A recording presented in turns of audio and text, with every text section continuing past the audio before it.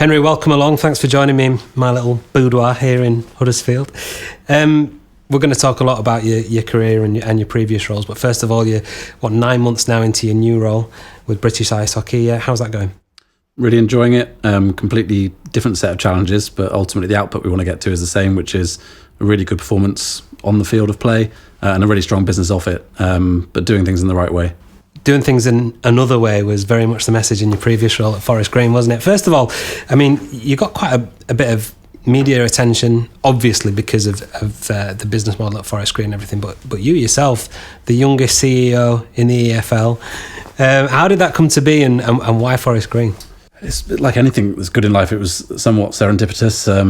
So I had a company that I co-owned called Pinpoint Media. We produce effectively content.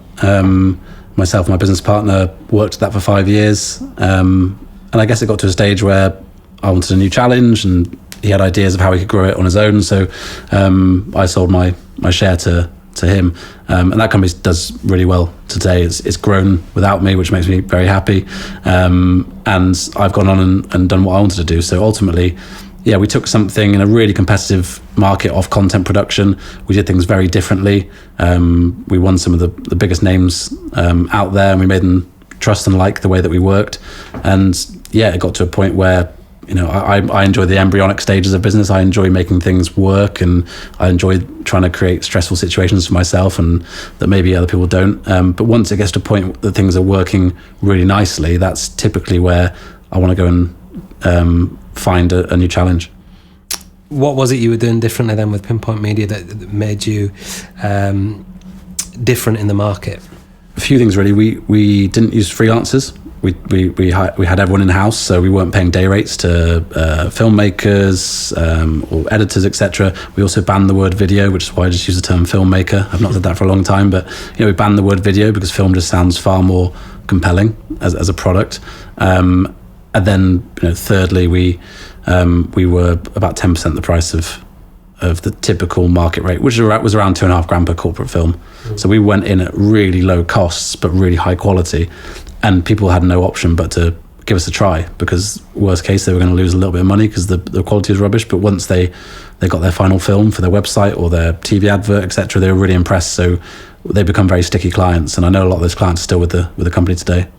Then it just came to be that I met with Dale, the chairman of Forest Green, I think it was the September, and he offered me the role by the October. Their previous chief exec had stepped down a couple of months earlier. As I said, I'd sold my company, had an entrepreneurial background, and I guess I was the right fit at the right time for them. And Dale as a character, quite interesting, quite a unique sort of person, but seemingly willing to give people a chance. Yeah, a lot of people have got a lot of opinions on Dale, but I've got nothing bad to say about him.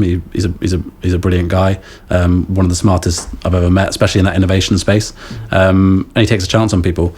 I hadn't worked in football before, but I had a media company before, so I had maybe like a somewhat of a business acumen and a real passion for football. So my goal was ultimately how can we amplify what Forest Green's all about, and how can we make that commercially viable and show other companies and other organisations that this is a real way that you can run a business these days and be profitable. And which is a big undertaking, and I guess Forest Green is such a globally well-known story really now, because there's such a strong message there, and obviously Dale leads that. Everybody knows it's about sustainability, environmentalism. What are the first steps then that you take to converting that idea, that higher purpose, into a sporting and commercial success? I think if I look at the job I did as a whole, when I joined there, we were probably everyone's most hated club because of the fact we had a higher purpose. We were a bit different in the world of football and sport.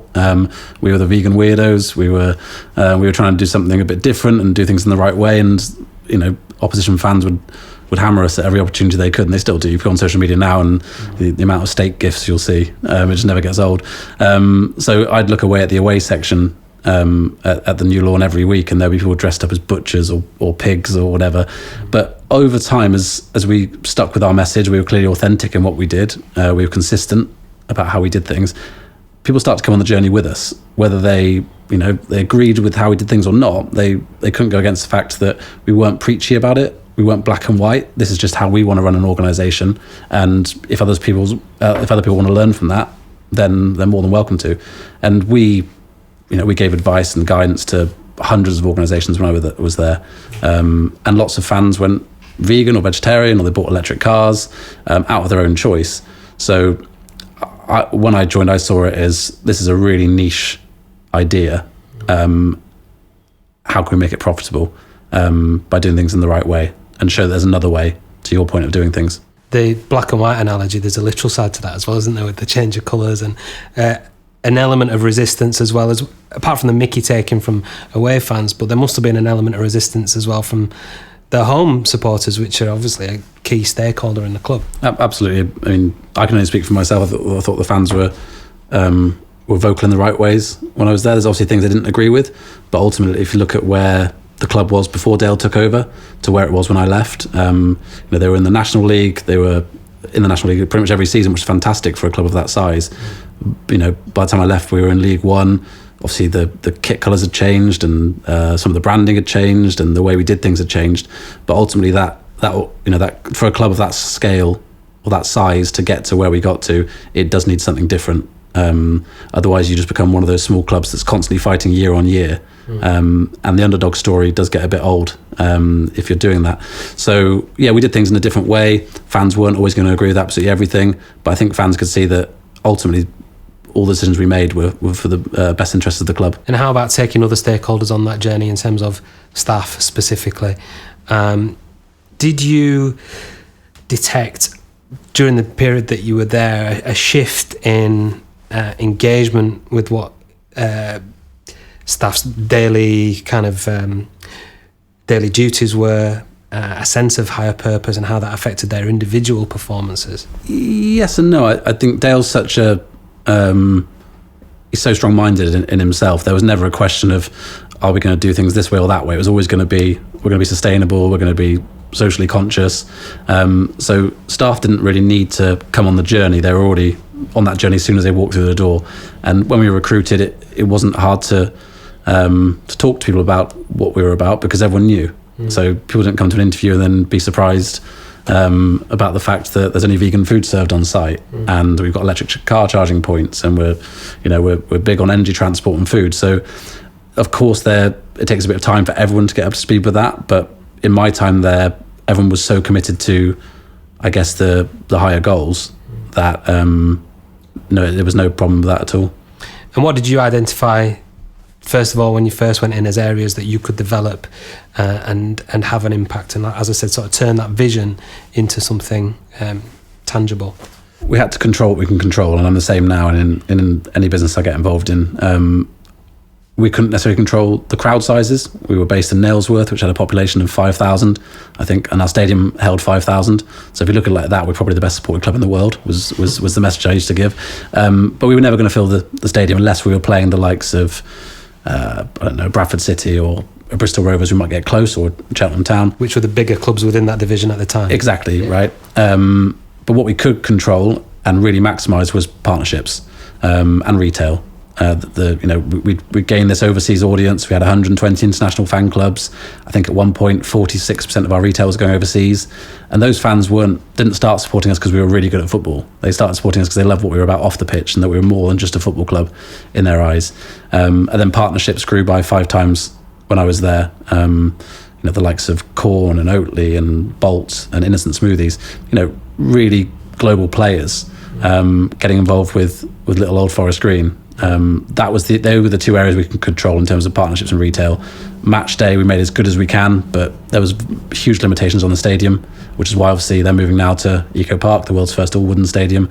So yeah, we control what we control and make the best of what we can't. And for anybody who's listening to this or watching and isn't familiar with the ins and outs of the stories, in kind of real terms, what was the message that that these brands were associating themselves, and what were you putting into practice in terms of the infrastructure of the club that was so appealing?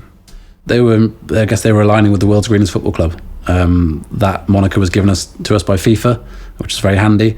We were also the world's first UN certified carbon neutral sports team. Again, a name like United Nations getting behind you means a lot. the practices. We were the world's only vegan football club at the time. Our pitch was vegan organic. We were powered by 100% wind and sun energy. We were the first team to use an electric coach for an away match for our players. Our kits were made out of coffee or bamboo or other quirky things to tell the story. So yeah, anything in that world of sustainability and environmentalism was really how we operated. So when you reflect on that period now, what were the biggest successes for you personally and the biggest challenges?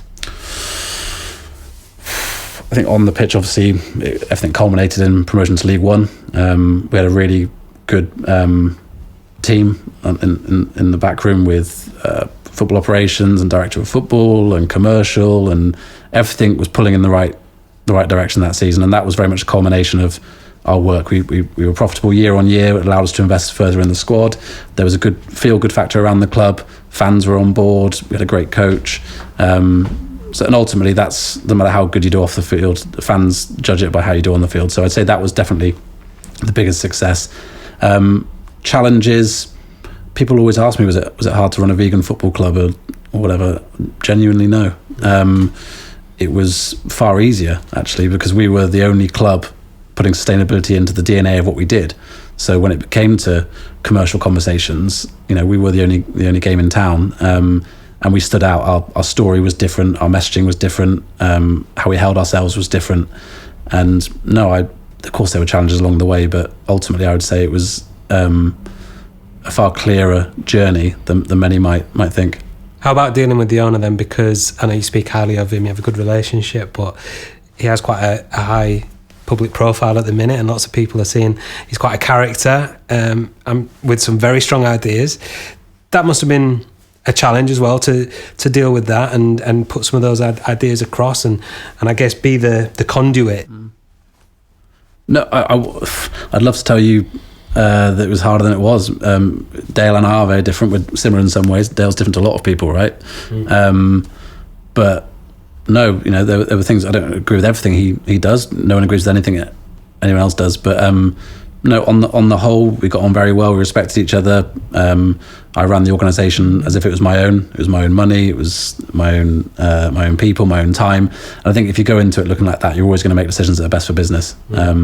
So no, absolutely, it was Dale's messaging and direction. I just ran it as best I could whilst I was there, to make sure that we were profitable and viable. And if we weren't profitable and viable, then the world would look at us in a different way and think we can't run an organisation like that. So we had to be a role model for a different way of doing things. That's fascinating. And you were a young entrepreneur. I think it's 16 when you first started wheeling and dealing, and I'm sure through the early part of your entrepreneurial career, you had a fair shift in mindset and personal development. But on a personal level, that experience that you had at that club and working with such a specific higher purpose that had never really been integrated that much, I don't think there's very few examples in this country at least. What were the personal learnings and the personal development you went on through that experience? I wouldn't be able to pinpoint it, but I obviously developed hugely, I guess, as a leader. I always had a knack for the commercial side of things.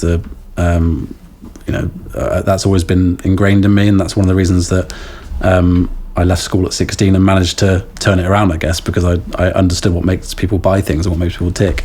But yeah, just learning that you can do things in a different way, and as long as you're consistent and you're completely behind it and you don't take any backward steps, people buy into that. And that's one of the biggest problems we see now when you see other organisations try and do something green and then they do nothing about it for the next 2 or 3 months. People can see through that. It's greenwashing. The only organisations that are going to do well with a higher purpose are going to be those that genuinely do it for the right reasons, because they'll have someone driving it day in, day out, and all of their messaging will carry the same theme.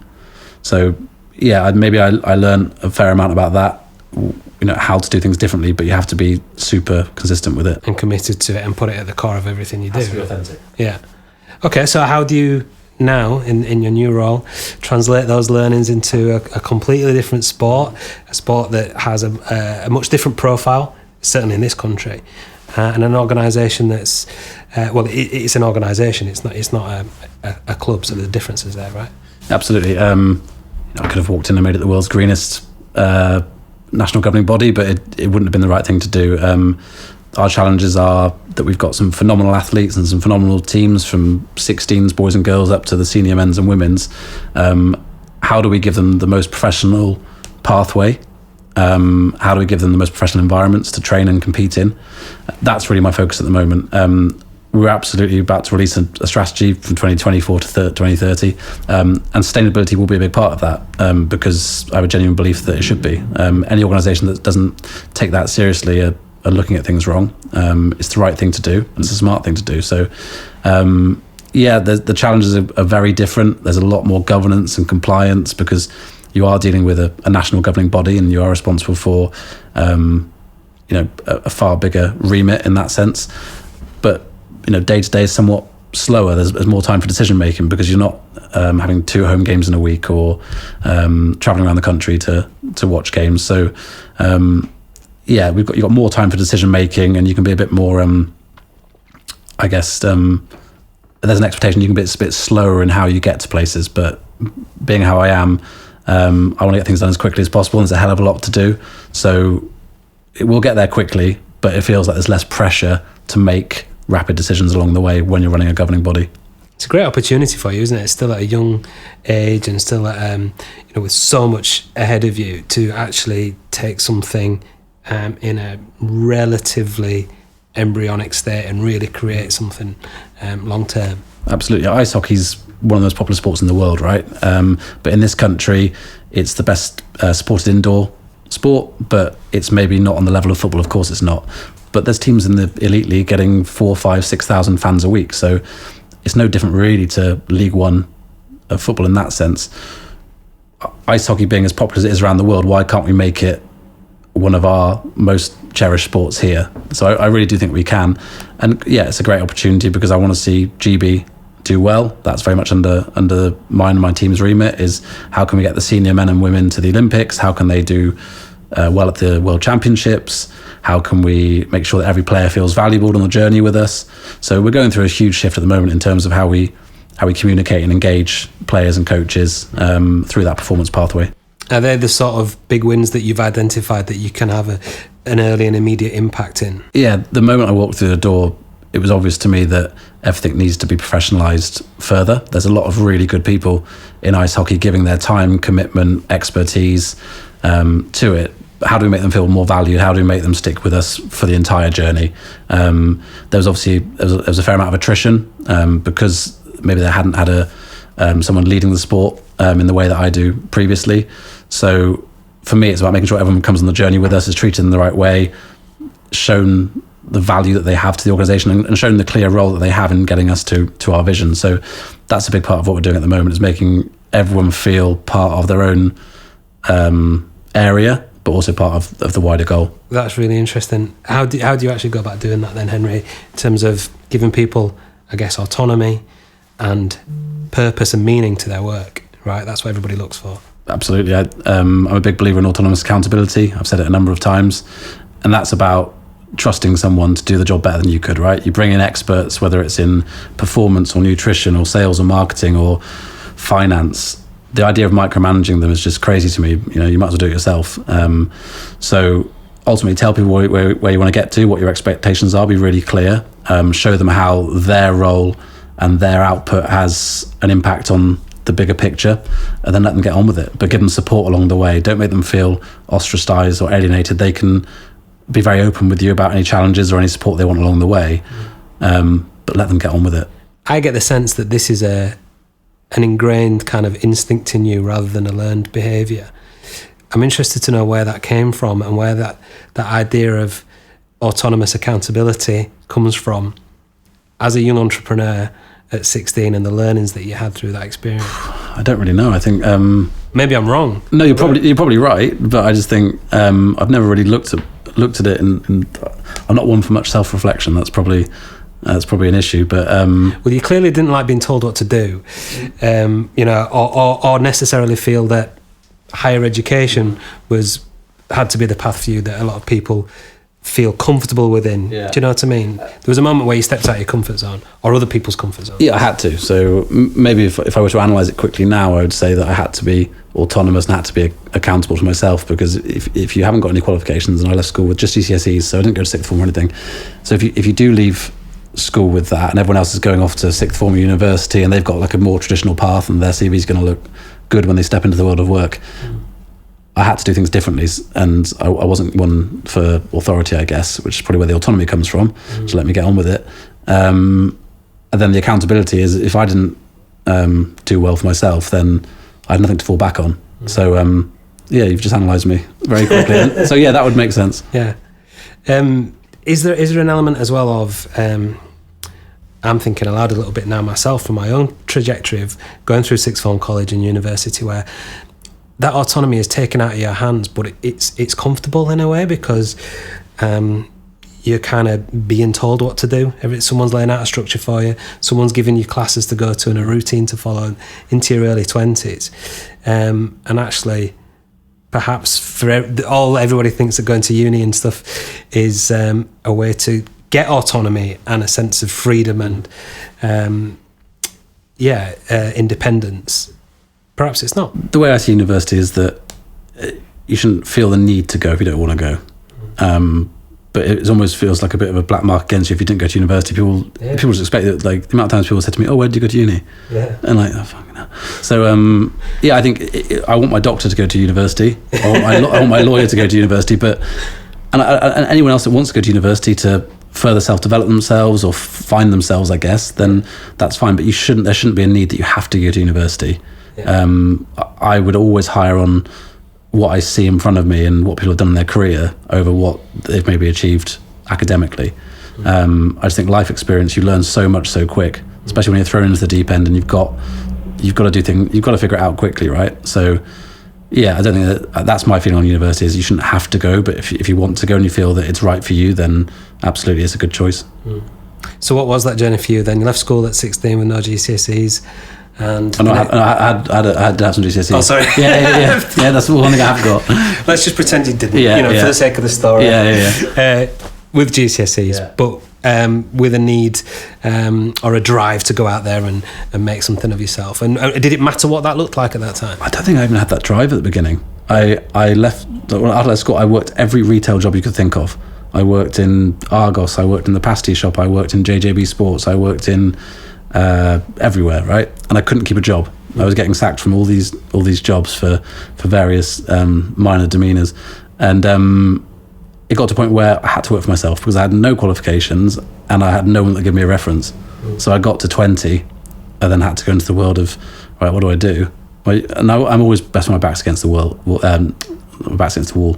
Because when your back's against the wall, you've got no option, right? Until that point, you can be a bit lazy and whatever else. So I got to the age of 20, 21, and I had no choice but to think, right, how can I monetize myself? And that's when I started my own company. I see you as a conscious leader now in what you're doing, the way that you lead and how what you did at Forest Green, but what you're doing now in your new role. And a big element of that is empathy. I'm sure you haven't, like you said, you don't reflect a lot, but if you can do now and you look back on being in that position where you had your back against the wall, you worked different jobs, how does that play out now in a leadership role when you're dealing with staff and as you said, giving them autonomy and freedom of decision? I'm far more empathetic now than I ever have been. I think when I left school, I had a chip on my shoulder, and over time, when I sold the company that I co-owned, that chip had gone. Because when you leave school, everyone goes to university and they're doing great things. And once I'd sold my company, did you feel like you'd won? Yeah, 1,000,000%. So after that, I was able to take more time with things and care more about how people felt and how you communicate with people, and the bigger picture, like how's their life outside of work, and genuinely take an interest in them rather than just, Christ, I need to be successful really, really quickly. So I think, over time, my leadership has definitely changed. And the older you get, you learn the importance of that. So I think there's been a massive shift. I see my life in maybe 3 stages. That sort of manic first stage, then selling the company, and then where I am now. So there was a shift from a competitive mindset to a collaborative one at some stage. When you look around, do you see other leaders perhaps still stuck in a competitive space? Yeah, you see it all the time. People are just maybe doing things for the wrong reasons, for quick wins or self-protection, whatever it might be. There's different styles of leadership. I just think, I think if you make the right choices for the right reasons along the way, it might not be an instant gratification, but you will be more successful longer term. And that's something we focused on at Forest Green. We're doing now in ice hockey, like making the right decisions, not expecting a great outcome tomorrow, but it will stand us in good stead over the longer term as a brand and an organisation. How do you get that message across then to the organisation that you're currently working for, or if it was a private commercial entity? Because some people take a bit of convincing to go for the long-term wins over the short-term ones, don't they? They do, then they're probably not right for me. Yeah. There's absolutely no point walking into something and doing it for 6 months and thinking it's not enough that quickly. It doesn't make sense to me. If someone comes in and they're willing to invest in the vision and they align themselves with it and they buy into it, then they can't be expecting short-term gratification. Of course, there'll be wins along the way, but ultimately they want to be here in 5 years' time when we're at the Olympics or whatever it might be. So, if they're just focused on those short-term wins, then they're probably in the wrong organisation. So what does the future look like then for British ice hockey on the whole, do you think? I mean, obviously it's got good attendances. It's there is a level of interest in this country. Participation wise, there are certain barriers to entry in a lot of communities as well. What does the future look like on a wider scale? We've got to do our part in breaking down those accessibility issues at the beginning, because ice hockey is not a cheap and easy sport to get into, because it's not a national sport like it maybe is in Canada or whatever. Here everyone grows up and there's a football near them and they can kick a football, it's free, it's pretty straightforward.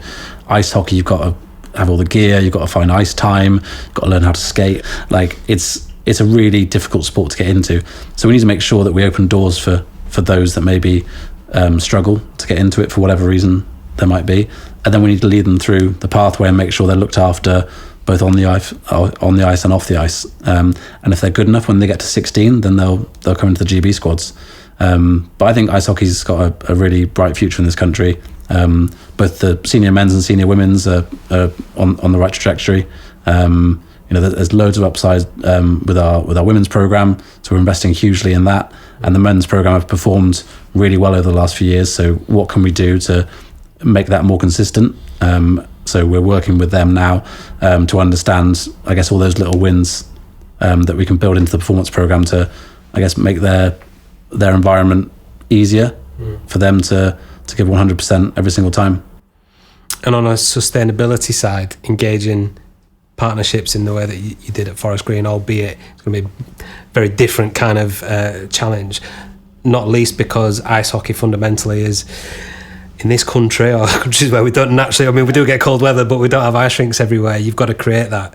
And not all the venues, are kind of ready to power that sustainably. Have you got kind of a long-term view on how that can be addressed? Yeah, there's a couple of ways that we were looking at. I mean, UK Sport are investing in sustainability and providing guidance, advice to national governing bodies. Obviously I've got a fair amount of background in that, but I'd be interested to hear how they're doing that. So that's great that they're taking like a wider view on not just ice hockey, but how can we make as many of our sports as possible more sustainable. But then obviously from an organisational standpoint, it's very much part of our strategy from 2024 to 2030. How can we become as sustainable as we can, and how can we have more social impact? And that would be around getting people into ice hockey, giving them an opportunity to get on the ice and skate and learn and enjoy it. And if they want to take it on as a career or alongside their studies, then they need to have the opportunity to do that. You mentioned earlier about how you like to get involved in an organisation at an embryonic stage, and that was the case at Forest Green in terms of the project that they were putting in place and still are. And now we're in the same situation with British ice hockey. But for you, what's what does the future look like then? Is this an opportunity for you to put some long-term strategies in place and then move on and do it somewhere else, or are you going to stick around to see those through? I'd hope that I'd stick around and see them through, because I think even in 5 years, it will still be somewhat embryonic. It might well be that we can speed things up, and I hope we get to where I'd like us to get to quicker than the strategy dictates. But ultimately, we're allowing ourselves 6 years from 2024 to 2030 to achieve our vision, and that is for our men and women to be competitive on the world stage. So competing at Olympics, opportunities of medal finishes, and also bringing more and more players through a performance pathway that looks after them on and off the ice. And if we do that, we'll have more players coming into ice hockey, and we'll have more players staying in ice hockey. And when they do get to the senior squads, they would have had a really good journey of getting there, and hopefully they'll be ready to compete. Are you already starting to think beyond that as to what the next challenge might be? No, genuinely no. My last 2 roles, I did pretty much exactly 5 years in each. I think it might be longer than that, it might be a bit shorter than that, but ultimately I'm here until I guess I always think there's chief execs who maybe are better at certain stages than others. I couldn't walk into an organisation that was perfect, and I want to walk into an organisation that's a bit chaotic. There's loads of moving parts. How do I bring them all together and make sense of them? So until everything's perfect, then no, I'm very, very happy, and that we're a long way from that. I know when I mentioned at the start, before we started recording here, about conscious capitalism, and you're like, what's that? It's really fascinating that going through your journey and listening to your current activities, but also your plans for your future, how much of that is actually integrated into what you're doing. And I've really, really enjoyed the conversation, and thanks once again for doing it. I think ice hockey's in good hands in this country. Cool. Thank you, Matt.